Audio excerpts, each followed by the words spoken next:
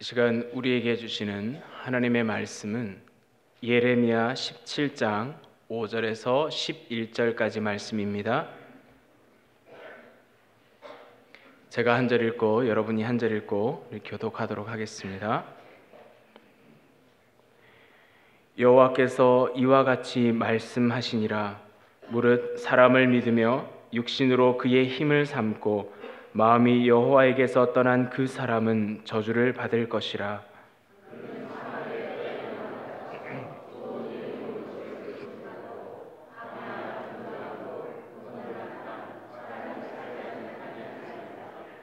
그러나 무릇 여호와를 의지하며 여호와를 의뢰하는 그 사람은 복을 받을 것이라.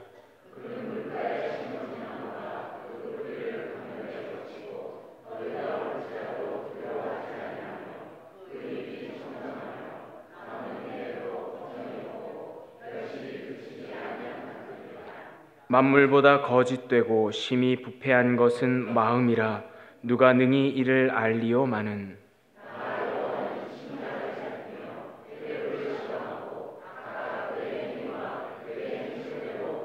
함께 읽겠습니다. 불의로 치부하는 자는 자고 새가 낳지 아니한 알을 품음 같아서 그의 중년에 그것이 떠나겠고 마침내 어리석은 자가 되리라. 아멘. 이 시간에 유형기 목사님께서 심장을 살피시는 하나님이란 제목으로 하나님의 말씀 증거하시겠습니다.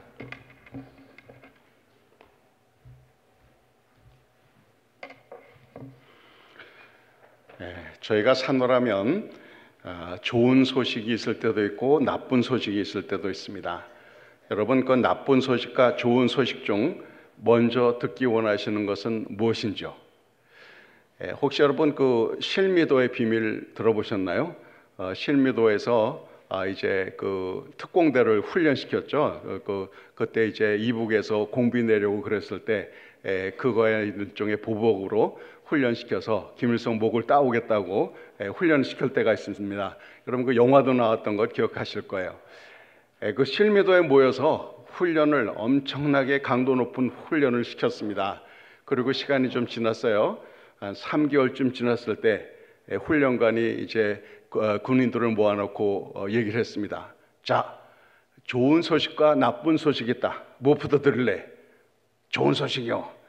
드디어 3개월 만에 속옷을 갈아입게 해주겠다. 와 하고 다들 좋아했어요. 그러면 나쁜 소식은 뭡니까?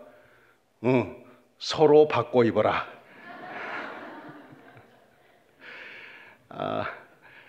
나쁜 소식 전하고 싶은 사람은 별로 없어요. 사실 그 나쁜 소식을 전하게 되면 전하는 사람도 마음이 그렇게 썩 좋을 리는 없습니다. 나쁜 일이 일어난다고 막 하면 결코 인기 좋을 수가 없죠. 예를 들면 어떤 기자가 지난번 베트남 하노이에서 북미 정상회담이 제대로 안 돼서 우리 김정은이 엄청 화가 났다. 그래서 미국의 로스앤젤레스, 워싱턴 DC, 뉴욕에 동시다발로 핵 미사일을 보내서 미국을 불바다로 만들겠다고 한다. 곧 일어날 것이다. 만약 이런 얘기했다면 여러분 어떻게 그 평가를 하시겠어요? 저놈 미쳤나? 그런 생각이 들 겁니다.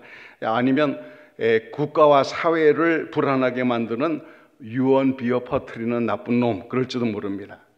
그런데 사실 선지자 예레미야에 대한 평이 그와 비슷했어요.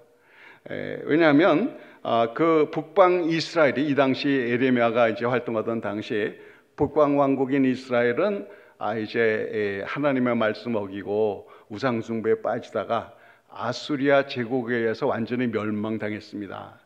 그런데 유다가 그 사실을 보고도 정신을 못 차리고 여전히 제멋대로 살아갔어요. 그래서 신앙생활이 엉망이 되고 사회 정의는 땅에 떨어지는 정말 그런 안타까운 상황이었습니다.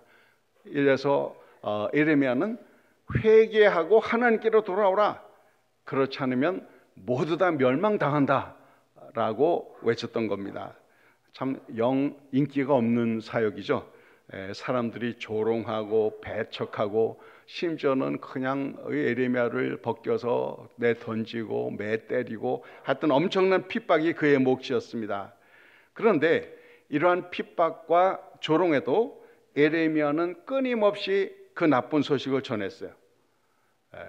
그러면서 하는 얘기가 하나님을 떠나면 화를 입는다. 화를 자초하는 것이다. 왜 이런 무시무시한 경고를 계속했느냐? 뭐 전하는 사람도 마음이 가볍지는 않았겠지만 하나님이 주신 사역이니까 하는 겁니다. 그리고 가장 근본적으로는 유다를 사랑하기 때문이에요. 왜? 아무 말 안 하고 그냥 있으면 자기들 죄로 인하여서 결국 멸망에 빠질 테니까 그러기 전에 돌아오라고 경고를 하는 거죠. 자, 그러면 하나님께서 경고한 유다의 죄가 과연 뭔가, 어떤 죄인가? 오늘 함께 읽지는 않았습니다만 1절 2절에 보면 유다의 죄는 금강석 끝 철필로 기록되되 그의 마음판과 그들의 제단불에 새겨졌거늘 그들의 자녀가 높은 언덕 위 푸른 나무 곁에 있는 그 제단들과 아세라들을 생각하는도다. 금강석 철필, 즉 돌이나 아니면 보석에 세공하기 위해서 쓰는 이 금강석 철필로 쓰는데 마음판과 제단에 새겨졌다, 이런 얘기예요. 그 말은 결국 이 죄가 마음 깊숙이 있고 그리고 또 신앙적으로도 엄청난 죄를 저지른다는 거예요. 그래서 그걸로 인하여서 멸망할 수밖에 없다라고 이제 경고를 하는 겁니다. 그러면서 오늘 본 말씀 5절에 보면 이 죄에 대한 설명이 나오는 거예요. 두 가지 삶의 자세를 비교하고 있습니다. 하나는 사람을 의지하는 것, 하나는 하나님을 의지하는 것. 두 가지를 딱 비교를 하고 있어요. 그 하나님의 백성이라면 신앙생활 잘하기를 원하죠. 그런데 아무리 신앙생활 열심히 하려고 해도 시험과 어려움이 있습니다. 그럴 때 과연 어디에 의지하느냐, 그거거든요. 사람을 의지하느냐, 자기 생각, 자기 방법을 의지하느냐, 끝까지 하나님을 의지하느냐. 사실 이 갈등이 우리에게 늘 있어요. 우리의 현실이 바로 그렇지 않습니까? 영과 육의 갈등. 그래서 내면 깊은 곳에서 거듭난 자로서는 하나님의 일을 기뻐하고 성령의 일을 기뻐하는 성령의 소욕이 있습니다. 그러나 또 한편으로는 평생 습관 들어온 옛사람의 습성들, 육신의 소욕이 아직 있는 거예요. 이 두 사이에서 갈팡질팡할 때가 참 많습니다. 여러분이 두 사이에 끼어서 고민 안 해보셨어요? 고민하죠. 이게 너무 정상적입니다. 심지어는 사도 바울도 오라 나는 곤고한저로다. 내가 마음에 원하는 바 선한 일은 하지 않고 마음에 원하지 않만 악한 일을 하는도다. 이 사망의 몸에서 누가 나를 건져내랴 하고 한탄을 내버렸어요. 이거 사실 참 고달픈 인생이에요, 이게. 그래서 정신분석학자 프로이드를 말하기를 이 크리스찬들이, 믿는 사람들이 노이로제가, 뉴로시스가 많다, 이제 이런 얘기를 했어요. 두 가지의 갈등이 많다 보니까 그렇습니다. 자, 그런데 이 육신의 소욕, 즉 하나님의 뜻과 어긋나서 자기를 의지하고 사람의 방법을 따르는 이 육신의 소욕의 핵심, 근본이 뭐냐 이거예요. 이 원죄로 인하여서 우리 뼛속까지 새겨진 그런 타락한 성품이란 그 핵심이 뭐냐? 바로 교만이래. 교만. 교만이 뭐냐? 독립심이에요. 내 힘으로 살겠다는 거죠. 그래서 내 자신이 내 삶의 기준입니다. 그래서 가치관, 어떤 세계를 바라볼 때 세상적인 세계관, 대인관계에서 항상 내가 중심이 되는 이 교만이 문제라는 거예요. 이러한 교만은 하나님을 결코 의지하지 않습니다. 그분의 도우시는 능력과 은혜의 손길을 거절해요. 내 힘으로 내가 노력해서 내 의지로 살아보겠다는 거죠. 자, 이게 이 교만이, 이 죄가 하나님의 은혜를 가로막는 핵심적인 장애입니다. 이 교만. 이 교만이 바로 유대의 문제였어요. 하나님을 철저히 의지하는 대신 사람을 의지하고, 그리고 그게 결국은 죄가 되어야 된다는 거죠. 사실 그 유다 사람들은 이렇게 잘못 나가면서도 자신들은 멸망당한 북방왕국 사람들과는 다르다고 생각을 했어요. 그래도 우리한테는 예루살렘 성전도 있고 우리가 율법이 명하는 대로 꼬박꼬박 제사도 드리고 우리 신앙적인 의무를 다 하고 있다. 그러니까 우리는 제대로 하고 있다. 이런 자부심을 갖고 있었던 거예요. 사실 인간적인 방법과 노력으로 행복해질 수 있다고 생각을 하면 그것 자체가 문제인 거예요. 하나님께 영광 돌리고 하나님 의지하지 않고 인간적인 방법으로 복지를 누리고 웬만큼 잘 살 수 있다고 생각하면 그게 착각이에요. 우리 현대에도 그렇지 않습니까? 과학이 발달하다 보니 또 뭐 사회적으로도 무슨 여러 가지 보험도 있고 하다 보니까 그냥 하나님 의지하지 않고도 이럭저럭 살아갈 수 있다는 거예요. 뭐 과학이 발달하면서 이제 여러 가지 식량 문제 이런 거 다 해결될 수 있다 뭐 하는데 요즘 보면 뭐 환경의 오염의 문제라든지 뭐 여러 가지가 정말 인간이 스스로 자기를 정말 이렇게 어렵게 만드는 일이 얼마나 많습니까? 그래요. 이 사람을 의지하는 자기나 아니면 다른 사람 이런 사람을 의지하는 것이 결국은 죄고 불행을 자초하는 일이라는 겁니다. 왜 그러냐? 예를 들면 우리 옛날 좀 얘기를 하자면 우리 성이 있어요. 견관성이 있습니다. 그 성에 이제 그 성문을 닫아 걸고 지금 지키고 있고 주위에는 그야말로 개미떼처럼 적군이 잔뜩 몰려 있습니다. 자, 이런 상황에서 늠름하게 성문을 딱 열고 적군 안으로 걸어간다. 그럼 어떻게 될 것 같아요? 죽는 거죠. 그거는 그야말로 그렇습니다.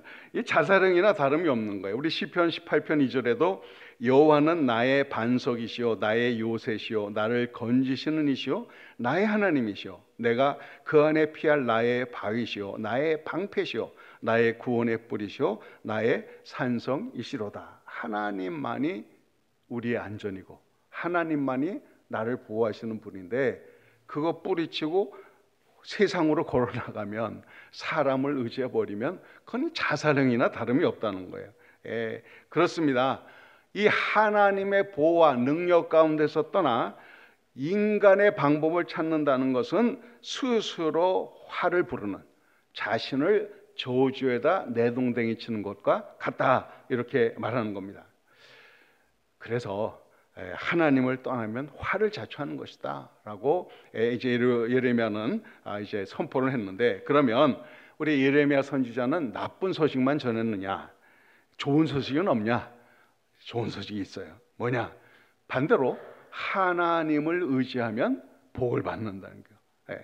자, 7절에 보면 어떤 복이에요? 그러나 무릇 여호와를 의지하며 여호와를 의뢰하는 그 사람은 복을 받을 것이라. 그는 물가에 심어진 나무가 그 뿌리를 강변에 뻗치고 더위가 올지라도 두려워하지 아니하며 그 잎이 청청하며 가무는 해에도 걱정이 없고 결실이 그치지 아니함 같으리라. 대단하죠? 우리 인생이 살아가면 때때로 폭풍 몰아칠 때 있습니다. 극심한 한파를 겪을 때가 있어요. 아니 뭐 바로 근래 이 미국의 중부 지역에는 기대치 않았던 또 눈 그냥 폭풍이 몰아쳐서 비행기도 못 뜨고 난리가 났다는데요. 그럴 때가 있어요. 또 땅이 말라서 쩍쩍 갈라지는 가뭄을 겪을 때도 있습니다. 비록 극심한 환경에 위험이 있다고 해도 마르지 않은 시냇가에 심어진 나무는 괜찮은 거예요. 그죠? 그 뿌리를 강변 깊이 내린 그 나무는 물을 공급받아서 청청하고 빛이 그 다음에 열매를 맺는다라고 말하고 있습니다. 우리 인생의 환경에도 위험과 어려움이 가득한 것이 사실입니다.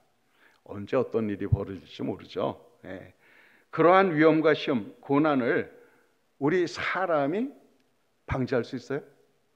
내가 원하지 않는다고 이런 어려운 고통이 안 닥칩니까? 엄청난 불행이 닥칠 때 자기 힘으로는 이길 수 없죠. 그래서 하나님을 의지하는 겁니다.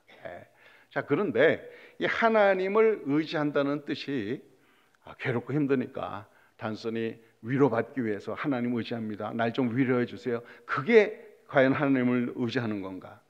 사실 하나님은 살아계십니다. 지금도. 그리고 그분은 전지전능하세요. 능치 못할 일 없으신 분이에요.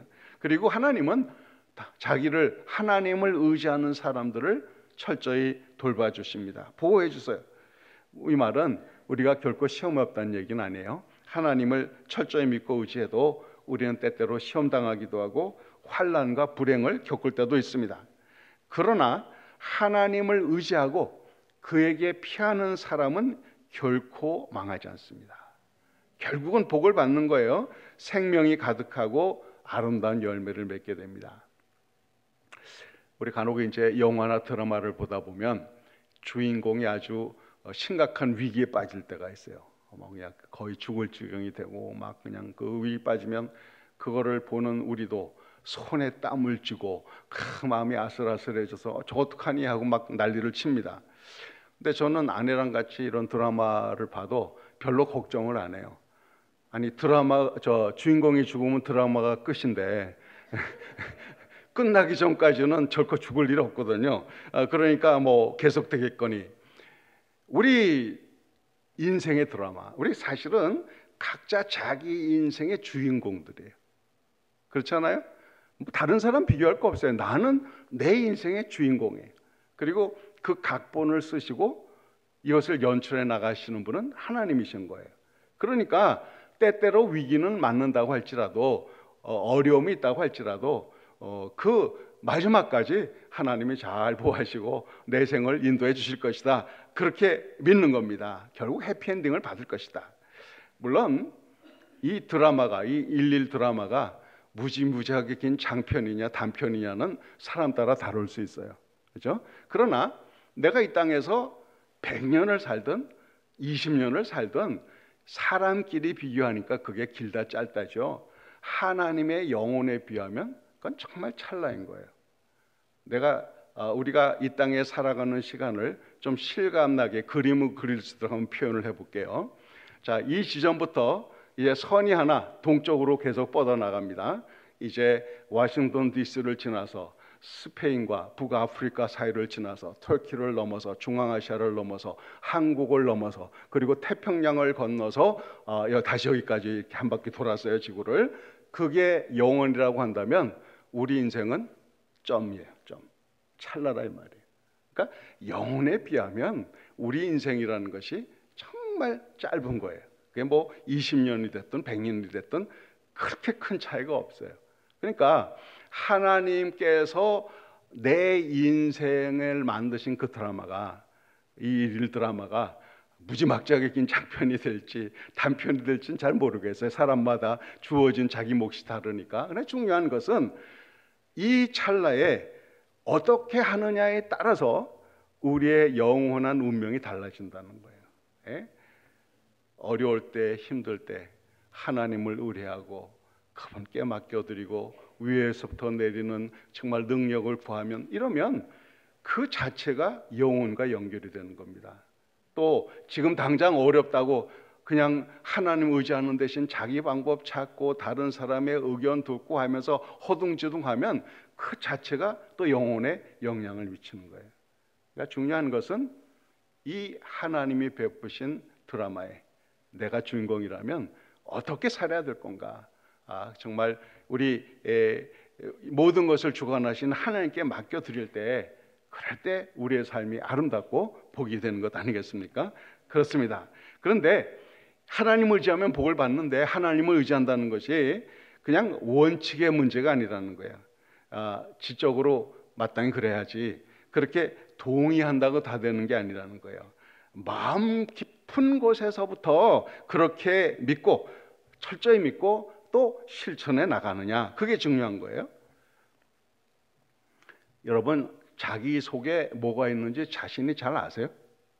정말 뭐 아무리 인생을 오래 살아도 내 마음 나도 몰라가 참 많아요, 보면. 그럴 때 많습니다. 그런데 하나님은 어때요? 우리 심정을 살피신다는 거예요. 본 말씀 보면.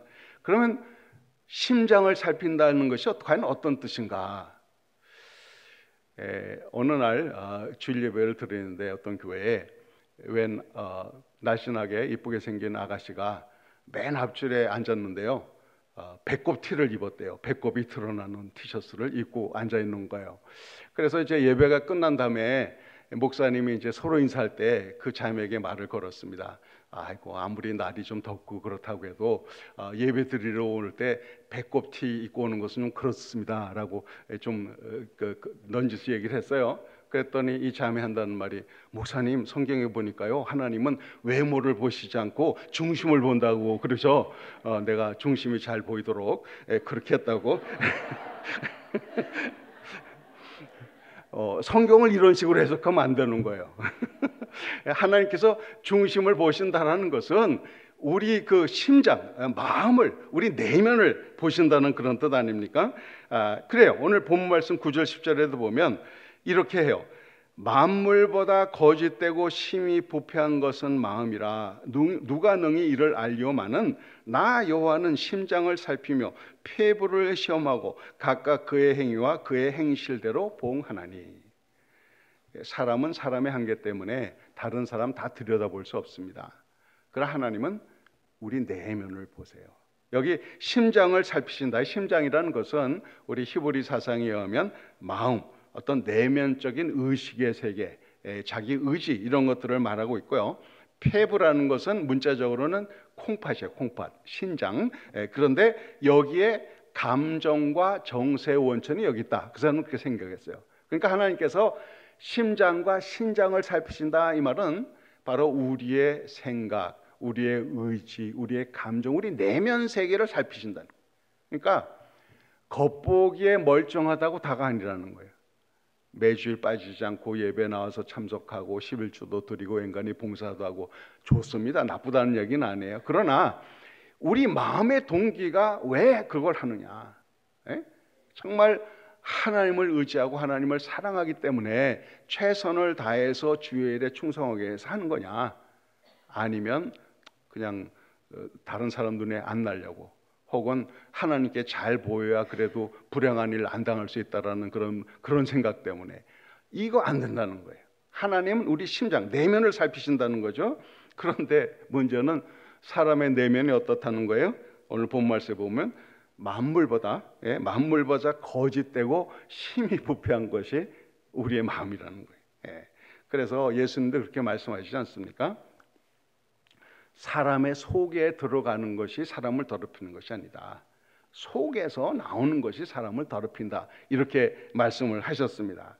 그래서 정말 우리가 과연 우리 내면이 어떤가 한번 살펴볼 필요가 있어요. 정말 신실하고 겸손하게 최선을 다해서 하나님을 의지하고 그분을 섬기는가, 아니면 자신과 다른 사람들을 의지하고 살면서도 행복하리라고 기대하는가. 사실 하나님을 떠나 스스로 살려고 하는 것이 죄의 근본이라고 말씀을 드렸습니다. 그래서 내가 그 어려운 일 당할 때, 고난을 당할 때 어떤 반응이 나오느냐를 보면 알아요.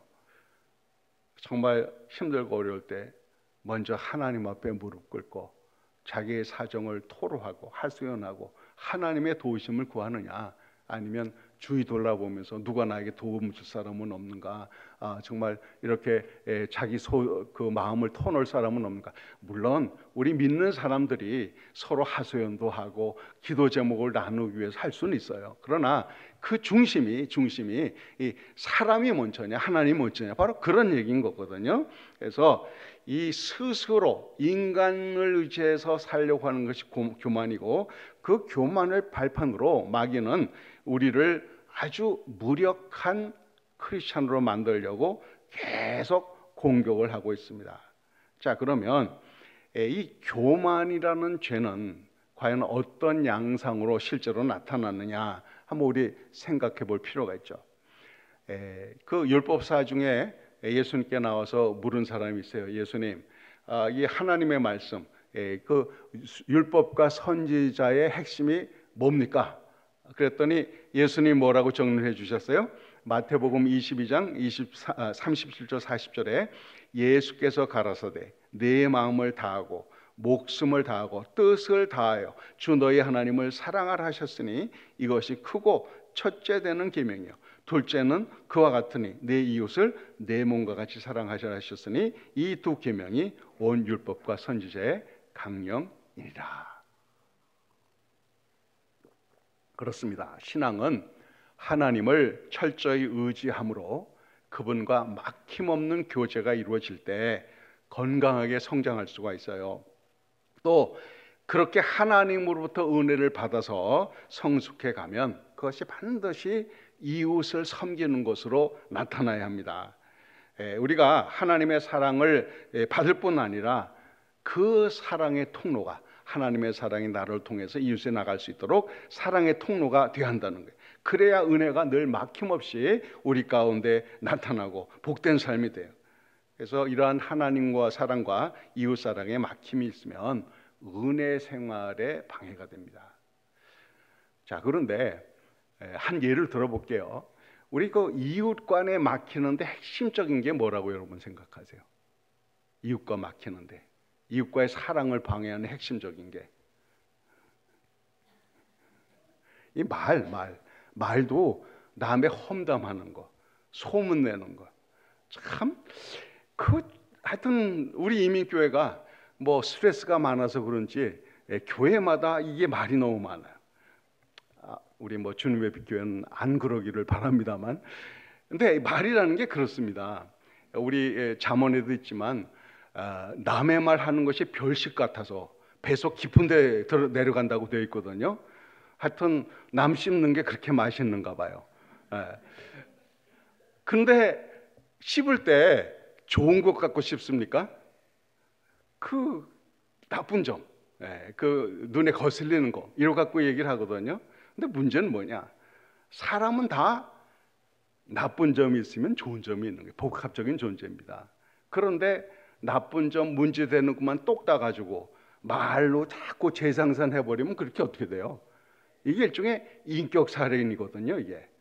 그래서 우리 그 산상수훈 가운데 마태복음 5장에 쭉 보면 예수님께서 살인하지 말라 그것에 대한 설명을 하면서 그렇게 얘기를 해요.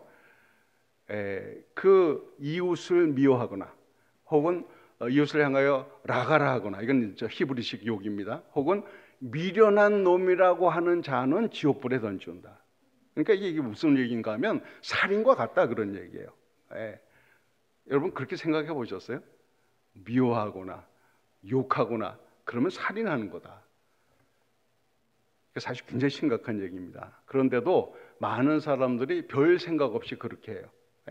그러면서 이게 뭐 그렇게 되면 너와 내가 막히죠? 그러면 하나님과 내가 막히게 돼 있어요. 그건 아주 영적인 원리입니다. 이웃과 막힘이 없어야 하나님과 계속 통합니다. 이웃과 막혔는데 하나님과 잘 통한다? 있을 수가 없는 얘기예요. 그거는. 그래서 정말 우리가 하나님을 의지하고 사랑하고 내가 내 몸을 사랑하듯 이웃을 사랑한다는 것에 좋은 실천이 뭔가 하면 남에 대해서 나쁜 말 안 하는 거예요. 특히 그 사람이 없는 데서.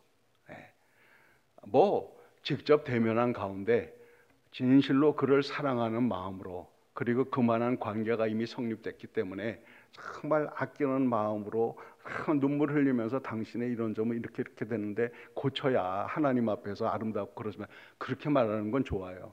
그러나 본인이 없는 데서 별 생각 없이 그냥 씹어대면 이게 완전히 살인입니다. 살인. 저도 뭐 목회 생활을 꽤 오래 했으니까 보면 그것 때문에 문제, 하여튼 이것 때문에. 그래서 여러분 이게 아무것도 아닌 것 같아도 내가 그 말하고 싶은 거 못 찾는 사람들이 있거든요. 그러니까 내 기분 해소하는 게 더 중요하냐, 하나님의 뜻에 순종하는 게 더 중요하냐, 한번 생각을 해보세요.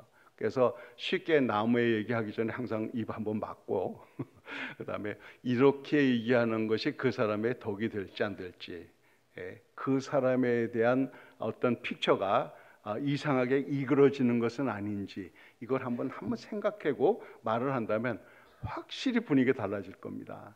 그러면 피차 은혜가 되고, 우리는 사실 이 하나님의 뜻대로 행한다는 것이요 그렇게 복잡한 게 아니에요. 가장 작은 데서부터, 할 수 있는 데서부터, 가까운 데서부터 실천이 돼야 이게 진정한 실천이거든요. 그래서 하나님을 목숨 다해서 최선을 다해 사랑한다. 어떻게 나타나느냐?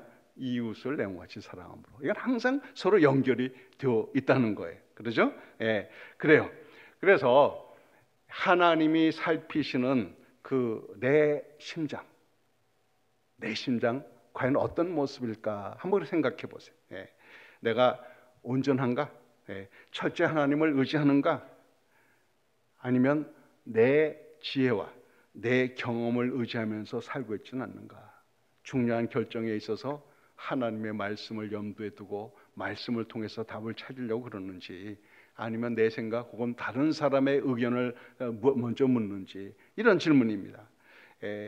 자, 그래서 우리 심장을 살피시는 하나님 앞에 나는 과연 어떤 존재인가 한번 늘 점검해 볼 필요가 있어요. 자, 근데 지금까지 어떻게 살아왔는지는 중요하지 않아요. 왜냐하면 바로 이 시간이 또 새로운 시작이 될 수가 있으니까. 그렇죠? 그래서 하나님의 말씀 받고 내가 이러이러한 면에서 부족한 점이 있었는 거 스스로 깨닫는다면 지금으로부터, 오늘로부터 내가 인간 의지하는 게 아니고 내 생각 따르는 것, 내 감정 따라 그냥 행동하는 것이 아니라 하나님을 의지하고 말씀대로 살아버리라 결단하고, 그리고 살아가는 것. 그래서 지금 우리가 예레미야의 음성을 계속 들을 필요가 있어요. 나는 하나님을 의지하는가? 아니면 인간을 의지하는가? 그렇죠? 그래서 심장을 살피시는 하나님께로 돌아가야 합니다. 나를 위하여 십자가에 죽으시기까지, 그렇죠? 나를 사랑하신 그 예수님.